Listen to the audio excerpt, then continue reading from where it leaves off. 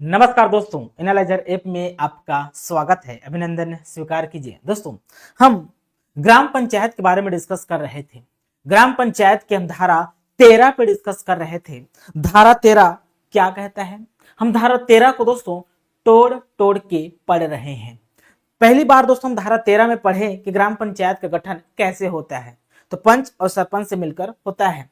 यदि पंच और सरपंच में से निःशक्त व्यक्ति का प्रतिनिधित्व नहीं है तो राज्य सरकार या उसके द्वारा प्राधिकृत कोई व्यक्ति, कोई अधिकारी, ठीक ना, कोई प्राधिकारी एक निःशक्त व्यक्ति को अपॉइंट कर सकता है जिसका कार्यकाल कम से कम 2 वर्ष का होना चाहिए। ठीक ना।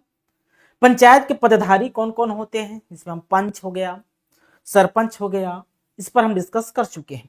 उसी दोस्तों पंच और सरपंच की कड़ी को आगे बढ़ाते हुए आज हम धारा 13 में ही जो प्रावधान है उसको एक नए टॉपिक के रूप में पढ़ाने जा रहा हूं। राइट।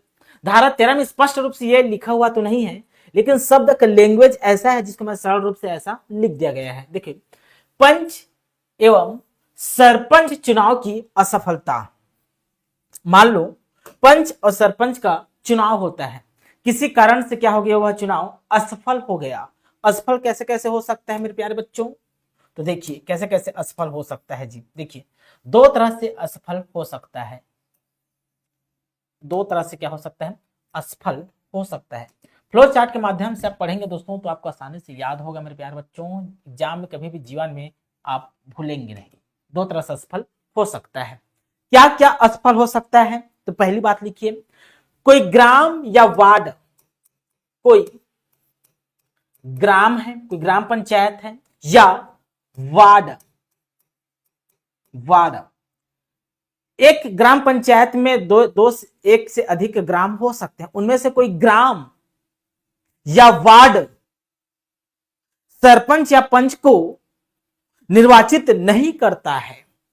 वार्ड सरपंच या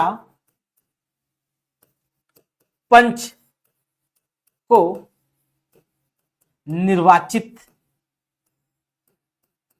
नहीं करता है। मान लो दोस्तों ये ग्राम पंचायत है, इसको वार्डों में बांटा गया है। मिनिमम 10 अधिकतम 20 हो सकते हैं। मान लो ए नामक वार्ड अपने पंच को निर्वाचित नहीं करता है, किसी कारण से पंच को निर्वाचित नहीं करता, या पूरे ग्राम में से कोई एक ग्राम सरपंच को निर्वाचित नहीं करता है, तो कंडीशन क्या होगा? किसी पंच को निर्वाचित नहीं किया, किसी सरपंच को निर्वाचित नहीं किया, तो कंडीशन क्या होगा? यही दोस्तों धारा 13 में बताया गया है। तो लिखिए, उस स्थान को भरने के लिए, उस स्थान को भरने के लिए उस स्थान को भरने के लिए नए निर्वाचन की कार्यवाहियां प्रारंभ की जाएगी। उस स्थान को भरने के लिए, उस स्थान का मतलब हो सकता है वह पंच का स्थान हो सकता है वह सरपंच का स्थान हो। तो उस पंच या सरपंच के स्थान को भरने के लिए नई निर्वाचन की कार्यवाहियां प्रारंभ की जाएगी। क्या की जाएगी? नई निर्वाचन की कार्यवाहियां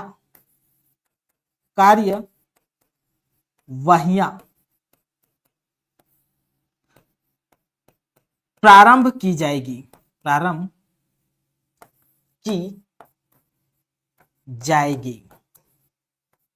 ठीक। नई निर्वाचन की कार्यवाहियां प्रारंभ की जाएगी। कब प्रारंभ की जाएगी? तो 6 माह के भीतर प्रारंभ की जाएगी। याद रखना, 6 मंथ के भीतर, 6 माह के भीतर, ये इंपॉर्टेंट है। 6 माह के भीतर यदि किसी वार्ड का पंच या सरपंच, या यदि कोई वार्ड या कोई ग्राम अपने पंच या सरपंच को नहीं चुनता है, निर्वाचित नहीं करता है, ठीक है। तो उस स्थान को भरने के लिए नए निर्वाचन की कार्यवाहियां 6 माह के भीतर प्रारंभ करनी चाहिए, प्रारंभ की जाएगी। राइट, यह है कंसेप्ट। दूसरा कंसेप्ट क्या कहता है, देखिए, कोई ग्राम या वार्ड, कोई ग्राम या वार्ड सरपंच या पंच को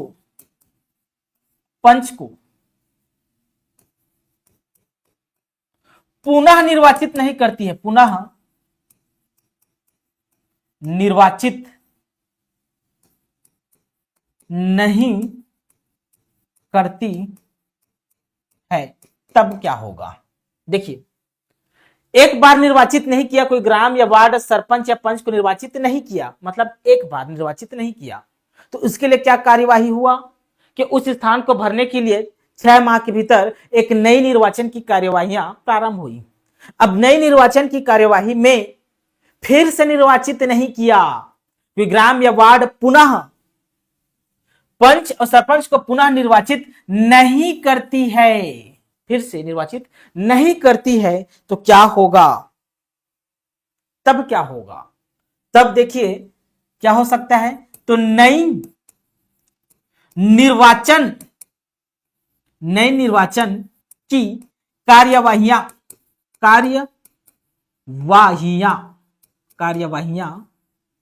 नई निर्वाचन की कार्यवाहियां तब तक प्रारंभ नहीं की जा सकती, लिखिए, तब तक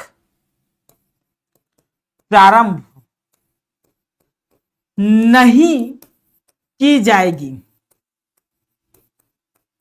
मतलब नई निर्वाचन की कार्यवाही प्रारंभ नहीं की जाएगी। कब तक दोस्तों, जब तक राज्य निर्वाचन आयोग को यह समाधान ना हो जाए, प्रारंभ नहीं की जाएगी जब तक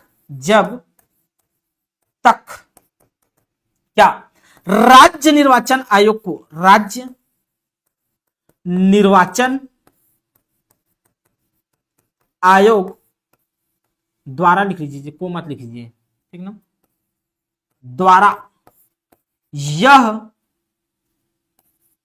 यह समाधान ना हो जाए, समाधान न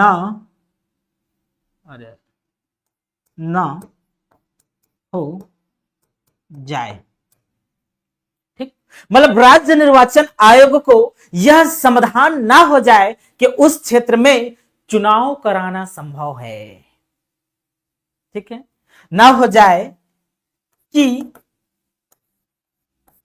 उस क्षेत्र में चुनाव कराना संभव है, चुनाव कराना क्या है, संभव है, कि उस क्षेत्र में चुनाव कराना संभव है, संभावना है, बोल सकते हैं। मान लो राज्य निर्वाचन आयोग यह तय कर देता है, यह विनिश्चय कर देता है कि उस क्षेत्र में चुनाव अभी नहीं कराया जा सकता। लिखिए इसके आगे, लिखिए, राज्य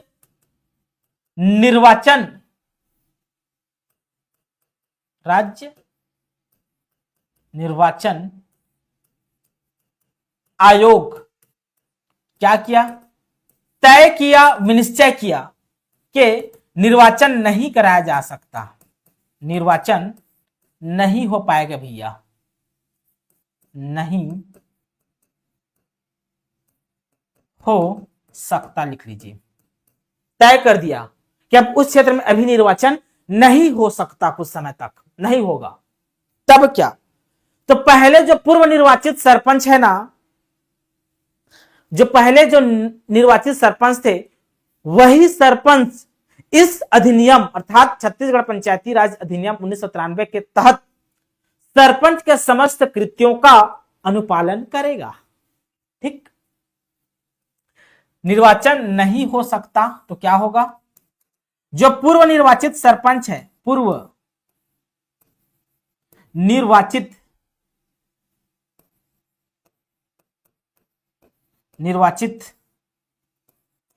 सरपंच, जो पूर्व निर्वाचित सरपंच था ना, जो पहले से सरपंच था, पहले वही सरपंच इस अधिनियम के तहत, देखिए इस अधिनियम के तहत सरपंच के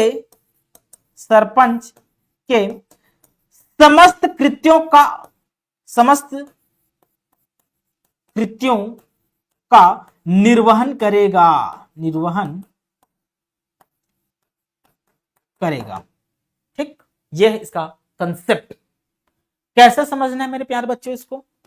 मान लो दोस्तों, कोई वार्ड है, कोई ग्राम है, अपने पंच या सरपंच को पुनः निर्वाचित नहीं करता है, पुनः निर्वाचित, तब कार्यवाहियां तब तक प्रारंभ, नई निर्वाचन की कार्यवाहियां तब तक प्रारंभ नहीं की जा सकती जब तक जो राज्य निर्वाचन आयोग है उसको ऐसा समाधान ना हो जाए कि भाई इस क्षेत्र में निर्वाचन करना संभव है कि नहीं है।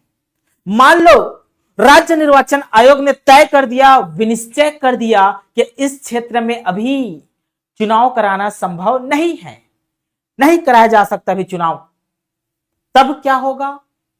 तो जो पहले से जो सरपंच था वही सरपंच इस अधिनियम अर्थात छत्तीसगढ़ पंचायती राज अधिनियम 1993 के तहत सरपंच के समस्त कृत्यों का निर्वहन करेगा।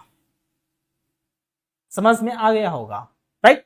यह है दोस्तों पंच या सरपंच चुनाव की असफलता का कारण, राइट? समझ में आ गया होगा। चलिए आगे बढ़ते हैं। यहां तक समझ में आ गया होगा, स्क्रीनशॉट लीजिए या नोट्स बना लीजिए। चलिए मेरे प्यारे बच्चों, अभी भी हमारा धारा 13 ही चल रहा है ना, धारा 13 पे ही डिस्कस कर रहे हैं। धारा 13 कल भी डिस्कस किए थे, आज भी। धारा 13 अपने आप में बहुत बड़ा धारा है, ठीक ना। चलिए आगे बढ़ते हैं। देखिए अब आगे क्या कहता है, ध्यान से समझिए मेरे प्यारे बच्चों। धारा 13 अभी भी कहता है क्या? निर्वाचन लंबित, निर्वाचन लंबित के बारे में कहता है। कैसे निर्वाचन लंबित? क्या निर्वाचन लंबित? तो देखिए, यदि दो लोगों का निर्वाचन लंबित है, लंबित शब्द को याद रखना है। सरपंच का निर्वाचन लंबित है किसी ग्राम पंचायत में, सरपंच का निर्वाचन शब्द को याद रखना है ना, लंबित, लंबित शब्द है, लंबित। मान लो कोई ग्राम पंचायत में सरपंच का निर्वाचन लंबित है, पेंडिंग है, निर्वाचन नहीं हो पाया है, तब क्या होगा? दूसरा, पंच का निर्वाचन लंबित है। दूसरा क्या? पंच का निर्वाचन लंबित है, तब क्या होगा? दो कंडीशन है भाई, हो सकता है ना लंबित, सरपंच का निर्वाचन लंबित हो सकता है, या किसी ग्राम पंचायत में किसी पंच का निर्वाचन लंबित हो सकता है, पेंडिंग हो सकता है। तब क्या होगा? तब क्या होगा? क्या होगा मेरे प्यारे बच्चों? यदि सरपंच का निर्वाचन लंबित है, किसी ग्राम पंचायत में सरपंच का निर्वाचन लंबित है, तो निर्वाचित पंच ग्राम पंचायत के प्रथम सम्मेलन, तो निर्वाचित पंच ग्राम पंचायत के प्रथम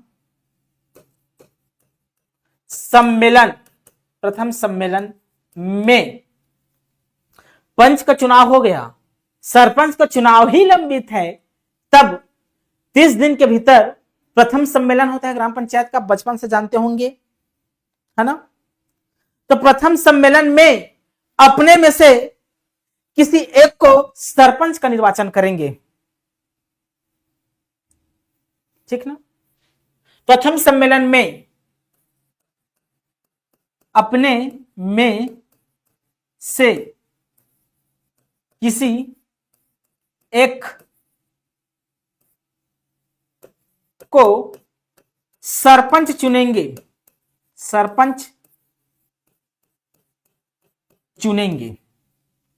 देखिए ओरिजिनल जो सरपंच है ना उसका निर्वाचन लंबित है, पंच निर्वाचित हो चुके हैं, तो प्रथम सम्मेलन होगा। उस प्रथम सम्मेलन में निर्वाचित पंच में से ही अपने में से किसी एक पंच को सरपंच चुनेंगे और ऐसे सरपंच को स्थानापन्न सरपंच कहा जाता है।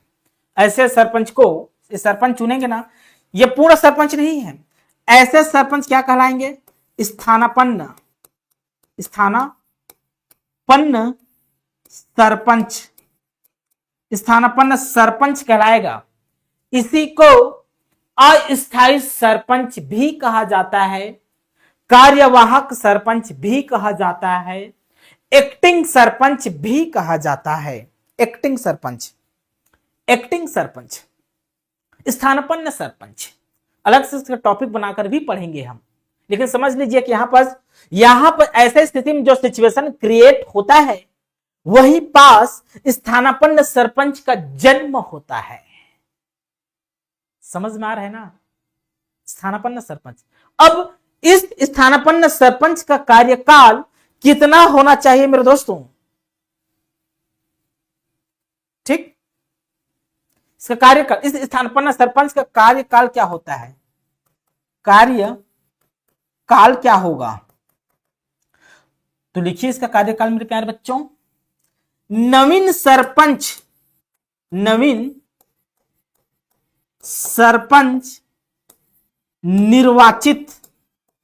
निर्वाचित होने तक इसका कार्यकाल रहता है। जो स्थानापन्न सरपंच है, कार्यवाहक सरपंच है, या अस्थायी सरपंच है, या एक्टिंग सरपंच इसी को कहा जाता है, का जो कार्यकाल होता है वो नवीन निर्वाचित सरपंच तक होता है। जब नवीन निर्वाचित चुन के आ जाएंगे तो इसका पद समाप्त हो जाएगा।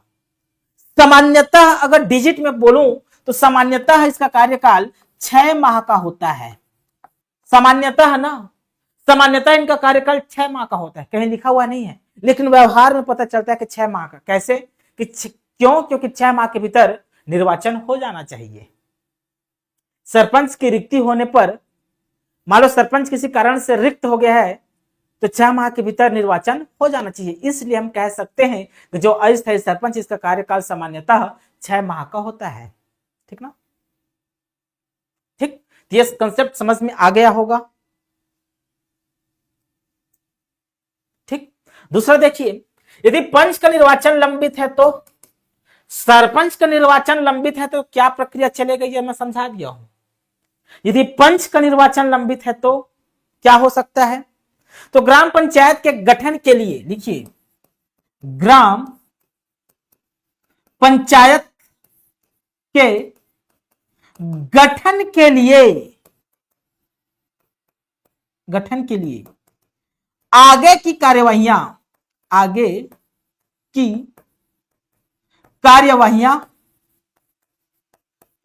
कार्यवाहियां नहीं रोकी जाएगी। क्या?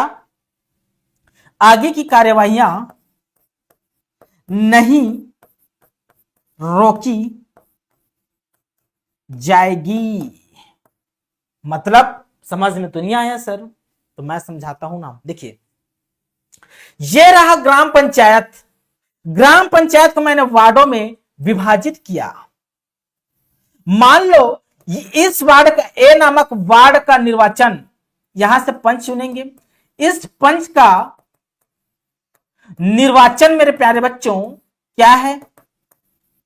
लंबित है। केवल इस पंच का निर्वाचन लंबित है। यहां से पंच चुन लिए गए हैं तो ग्राम पंचायत का गठन होगा। मान लो किसी का पंच, ये पंच का निर्वाचन लंबित है, ये भी पंच का निर्वाचन लंबित है, ये भी पंच का निर्वाचन लंबित है, तब भी ग्राम पंचायत का गठन होगा, चाहे आंधी आए चाहे तूफान आए, कोई नहीं रोक सकता। समझ में आ रहा है ना? पंच का निर्वाचन लंबित है, तब पंच का निर्वाचन लंबित है तो ग्राम पंचायत का गठन होगा, मतलब आगे की कार्यवाही क्या है? पंचायत का गठन, तो गठन होगा, उसको रोकी नहीं जाएगी। यह है कंसेप्ट निर्वाचन लंबित होने पर। ठीक, समझ में आ गया होगा। किताबों में नहीं मिलेगा दोस्तों इतना जितना डीप मैं पढ़ा रहा हूं, ठीक ना। चलिए आगे बढ़ते हैं, हम आते हैं स्थानापन्न सरपंच क्या होता है। ठीक, चलिए आगे बढ़ते हैं मेरे प्यारे बच्चों। स्थानापन्न सरपंच का कंसेप्ट क्या है, क्या कहता है स्थानापन्न सरपंच? देखिए, किसे कहते हैं स्थानापन्न सरपंच?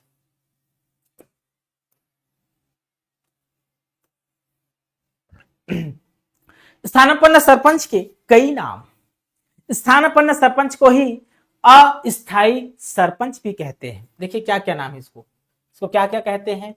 इसको अस्थाई सरपंच भी कहते हैं,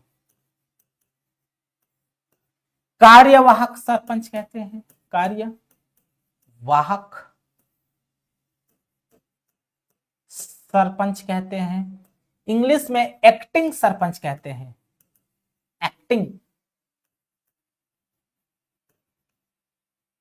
एक्टिंग सरपंच, राइट।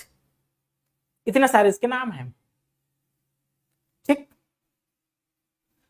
स्थानापन्न सरपंच बनाने की स्थिति कब आती है? कब स्थानापन्न सरपंच बनाया जाता है?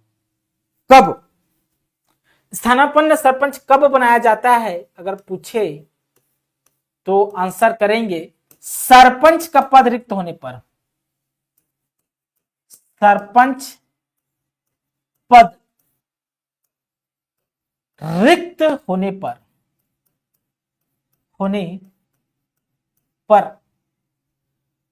पद रिक्त का कारण क्या है? पद रिक्त का कारण क्या क्या हो सकता है? तो बहुत सारे कारण हैं, कुछ कारण को मैं बता देता हूं। हो सकता है जो सरपंच है उस सरपंच का मृत्यु हो गया था, जो पहले सरपंच था। मान लो सरपंच का पद रिक्त होता है ना, किसी भी कारण से रिक्त होता है, तब स्थानापन्न सरपंच का प्रावधान आता है। रिक्ति के बहुत सारे कारण है, क्या क्या रिक्त हो सकता है? उस सरपंच का मृत्यु हो गया, जब सरपंच मृत्यु हो गया तो उसका पद रिक्त हो गया। हो सकता है उस सरपंच ने त्याग पत्र दिया गया हो, त्याग पत्र दे दिया, भाई जो पुराने सरपंच थे वो त्याग पत्र दे दिया तो उसका पद रिक्त हुआ ना। हो सकता है उस सरपंच को हटाया गया हो, पद से हटा दिया गया हो, दिया गया हो, या निलंबित कर दिया गया हो, निलंबित, या सरपंच का चुनाव लंबित है, चुनाव ही लंबित है, तब ऐसे सिचुएशन में दोस्तों पद रिक्त होता है सरपंच का।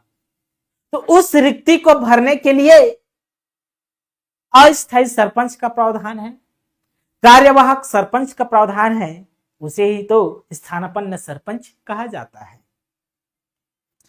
इस स्थानापन्न सरपंच के लिए अपॉइंट करने के लिए एक विशेष सम्मेलन बुलाया जाता है, विशेष सम्मेलन। तत्काल इस रिक्ति को भरने के लिए, सरपंच पद रिक्त को भरने के लिए विशेष सम्मेलन बुलाया जाता है तत्काल। किसके द्वारा? तो ग्राम पंचायत के सचिव के द्वारा, सचिव द्वारा, राइट। स्थानापन्न सरपंच कैसे चुना जाता है? अगर आपसे पूछे कैसे चुना जाता है, कैसे चुना जाता है, कैसे चुना जाता है? तो उस विशेष सम्मेलन में उपस्थित पंच, ग्राम पंचायत में उपस्थित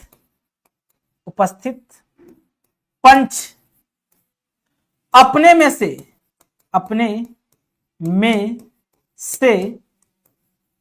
किसी एक सदस्य को, किसी एक पंच को स्थानापन्न सरपंच चुनेंगे। स्थानापन्न सरपंच चुनेंगे, सरपंच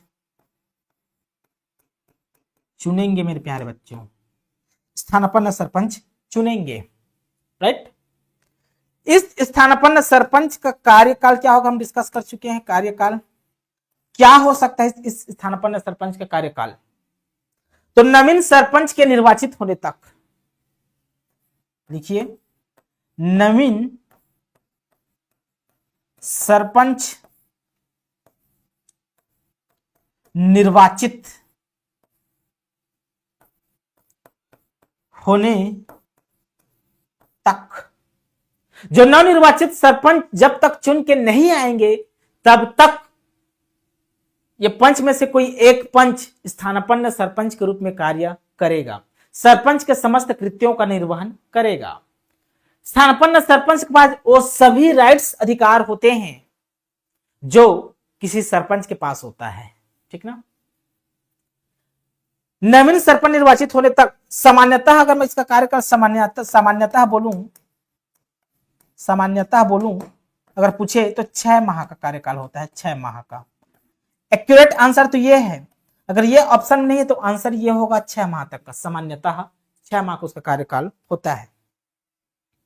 ठीक है। मान लो स्थानापन्न सरपंच आरक्षित वर्ग से है, आरक्षित वर्ग से है, मतलब सरपंच, मतलब जो सरपंच था जिसका मृत्यु हो गया या त्याग पत्र दे दिया है या उसको पद से हटा दिया गया है या निलंबित कर दिया गया है, किसी भी कारण से उसका पद रिक्त हो गया है, तो उस सरपंच जो कैटेगरी का था, आरक्षित कैटेगरी का था, मान लो एससी का था तो एससी का ही स्थानापन्न सरपंच बनेंगे, यदि एसटी का था तो एसटी का ही स्थानापन्न सरपंच बनेंगे, यदि ओबीसी का था तो ओबीसी का ही स्थानापन्न सरपंच बनेंगे, यदि महिला कैंडिडेट थी तो महिला कैंडिडेट ही स्थानापन्न सरपंच बनेगी। ठीक ना। यदि अनारक्षित वर्ग था, यूआर था, तो कोई भी व्यक्ति बन सकता है। आरक्षित वर्ग है तो आरक्षित वर्ग ही बनेगा, आरक्षित वर्ग ही स्थानापन्न सरपंच बनेगा। मान लो अनरिजर्व कैटेगरी का है, अनारक्षित वर्ग का है, तो कोई भी बन सकता है, एसटी भी बन सकता है, एसटी भी बन सकता है, ओबीसी भी बन सकता है, महिला भी बन सकती है, कोई भी बन सकता है यदि अनारक्षित वर्ग का है तब। समझ में आ गया होगा मेरे प्यारे बच्चों, आशा करता हूं समझ में आ गया होगा।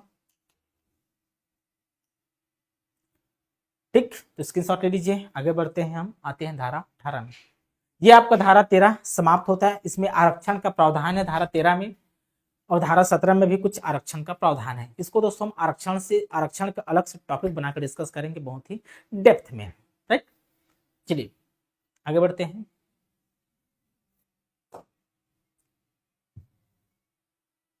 अगला हमारा टॉपिक है, देखिए धारा 18 बहिर्गामी सरपंच। अब मैं धारा 13 के बाद 14, 15, 16, 17 छोड़ दिया हूं, छोड़ा नहीं हूं, वो शब्दों में सब शामिल है, अलग से लिखवा दूंगा कि उसमें क्या क्या प्रावधान है मैं लिखवा दूंगा, क्योंकि सारा चीज एक धारा दूसरे धारा से कनेक्टेड होता है। मैं कंसेप्ट को बिल्ड किया हूं, एक एक धारा को पढ़ेंगे तो आपका कंसेप्ट बिल्ड नहीं हो पाएगा। धारा को याद रखना है और कंसेप्ट को अलग तरीके से याद रखना है। मैं धारा लिखवा दूंगा लेकिन कंसेप्ट को भी याद रखना है। ठीक ना। चलिए, बहिर्गामी सरपंच,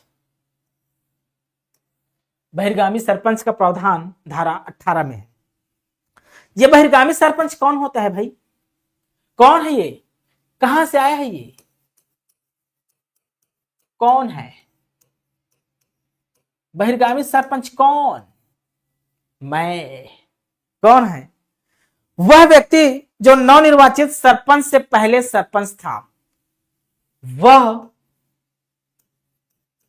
व्यक्ति जो नवनिर्वाचित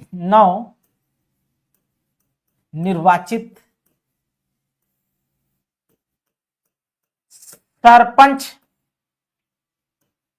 से पहले सरपंच था, वह व्यक्ति जो जो नवनिर्वाचित सरपंच से पहले सरपंच था और अब उसका कार्यकाल समाप्त हो चुका है और अब उसका कार्यकाल समाप्त हो चुका है। मतलब जो बहिर्गामी सरपंच है उसका कार्यकाल समाप्त हो चुका है। वो पहले सरपंच हुआ करता था, अब उसके जगह एक नए नवनिर्वाचित सरपंच चुन के आया है। समझ में आ रहा है ना? तो इस बहिर्गामी सरपंच के कुछ जिम्मेदारी होते हैं जी। जो जाने वाले सरपंच वही तो बहिर्गामी सरपंच है, तो इसका कुछ जिम्मेदारियां हैं, कुछ कर्तव्य हैं। क्या जिम्मेदारी है? तो भाई ग्राम पंचायत के जितने भी डॉक्यूमेंट है, दस्तावेज है, सब बहिर्गामी सरपंच के पास होगा। जो भी पंचायत से संपत्ति है, दस्तावेज है, कागज है, पत्र है, इस पुराने सरपंच के पास होगा। तो इसका जिम्मेदारी क्या बनता है कि वो नए सरपंच को सौंपे, है ना? यदि नहीं सौंपता है तब, नए सरपंच को देने से मना करता है तब क्या हो सकता है, इसके बारे में प्रावधान धारा 18 करता है। क्या हो सकता है इसी को हम पढ़ेंगे। यदि बहिर्गामी सरपंच अपने कब्जे में से, देखिए, यदि बहिर्गामी सरपंच अपने कब्जे के कागज, कोई भी कागज पत्र, कोई दस्तावेज हो सकता है, दस्तावेज, संपत्ति हो सकता है, कोई संपत्ति हो, या ग्राम पंचायत भवन का चाबी हो, चाबी भी हो सकता है ना? चाबी हो गया ग्राम पंचायत को, जो भी है वहां का जो भी सामान है, जो भी है जो पुराने सरपंच के पास था, वह नए सरपंच को सौंपना चाहिए। सरपंच हो, नए निर्वाचित सरपंच को ये सारे डॉक्यूमेंट नवनिर्वाचित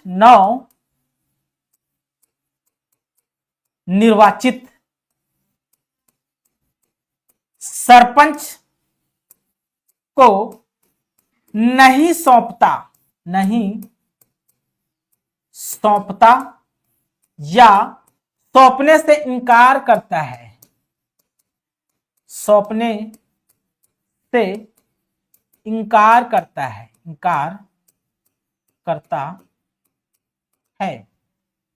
नवनिर्वाचित सरपंच को नहीं सौंपता है क्या? जो संपत्ति है, जो कागज है, जो दस्तावेज है, या सौंपने से इनकार करता है, तब क्या होगा? तो उस बहिर्गामी सरपंच को निर्देश देने के लिए एक विहित अधिकारी है। तो विहित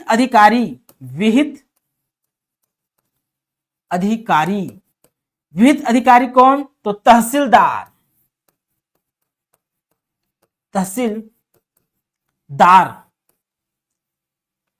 तो विहित अधिकारी तहसीलदार, ठीक ना? तहसीलदार नए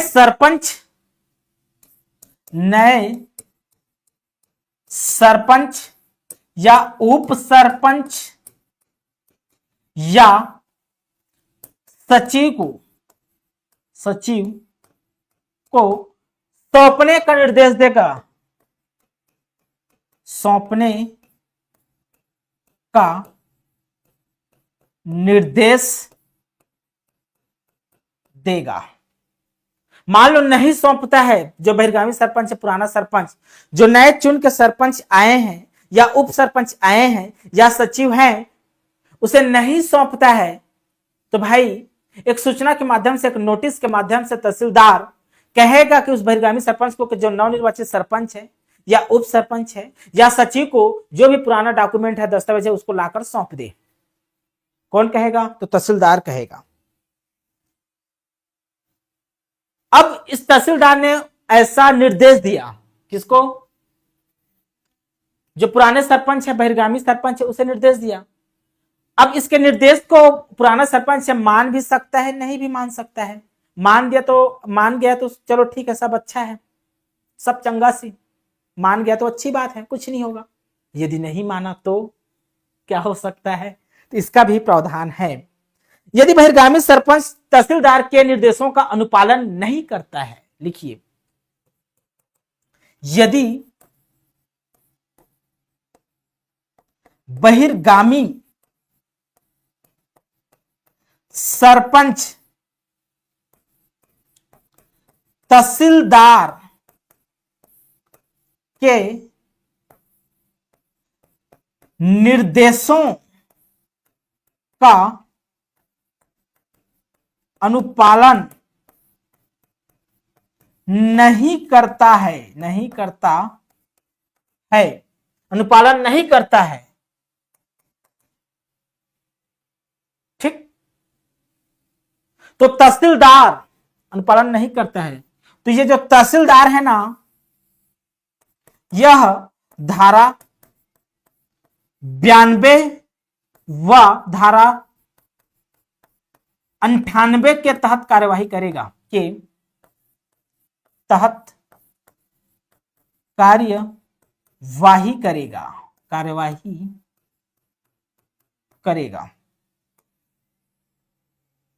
ठीक, क्या क्या कार्यवाही कर सकता है? अगर नहीं सौंपते हैं, तहसीलदार के आदेश का उल्लंघन करता है, निर्देश को नहीं मानता है वह बहिर्गामी सरपंच, तो वह तहसीलदार धारा 92 धारा 98 के तहत कार्यवाही करेगा। क्या कार्यवाही कर सकता है? तो वारंट के साथ गिरफ्तार करा सकता है, वारंट के साथ गिरफ्तार करा सकता है।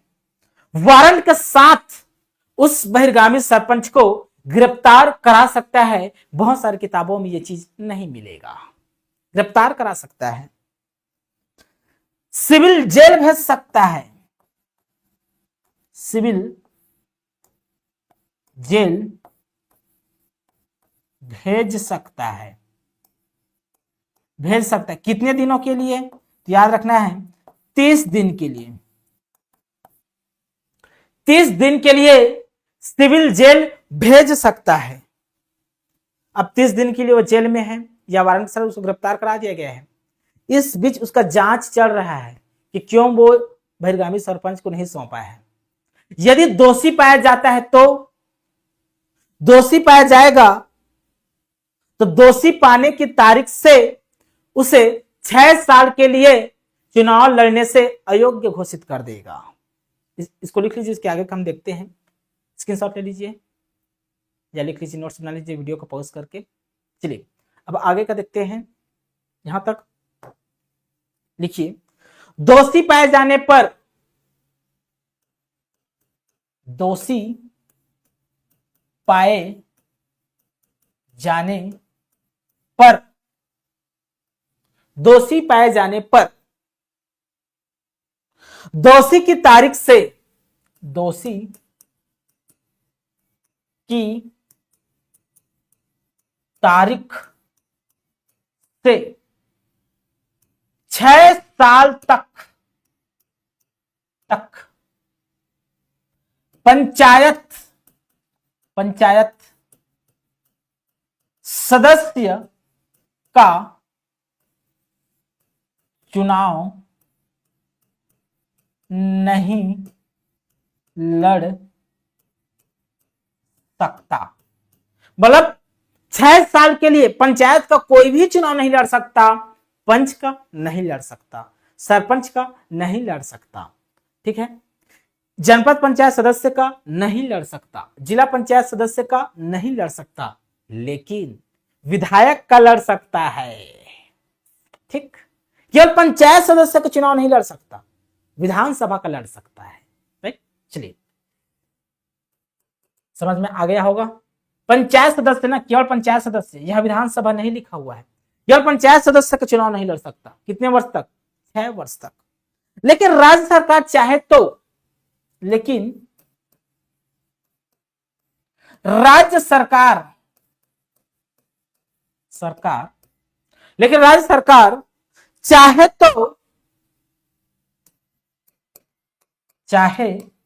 तो इसे कम, मतलब 6 साल है ना, इस 6 साल को कम 5 साल, 4 साल, 2 साल या पूरा 6 साल को समाप्त कर सकता है, समाप्त कर सकता है, समाप्त कर सकता है।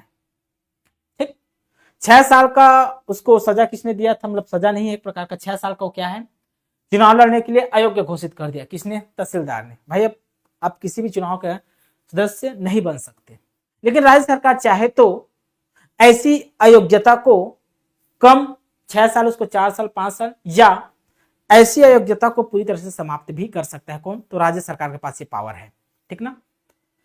तो ये रहा दोस्तों हमारा बहिर्गामी सरपंच। इतना डेप्थ आप दावा करता हूं कहीं नहीं पढ़े होंगे जितना डेप्थ मैं पढ़ाया हूं। ठीक है ना? कल फिर हम मिलेंगे दोस्तों उप सरपंच के साथ।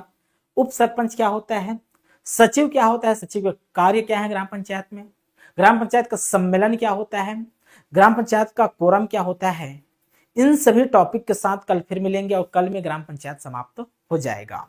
ठीक ना? अभी के लिए बहुत बहुत धन्यवाद। Thank you.